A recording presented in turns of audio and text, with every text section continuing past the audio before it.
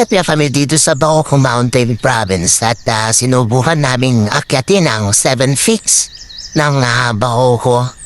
Pero bago yan ay dadaan muna kami sa rice field. Kaya yan ang ganda ng brown na gold nila guys.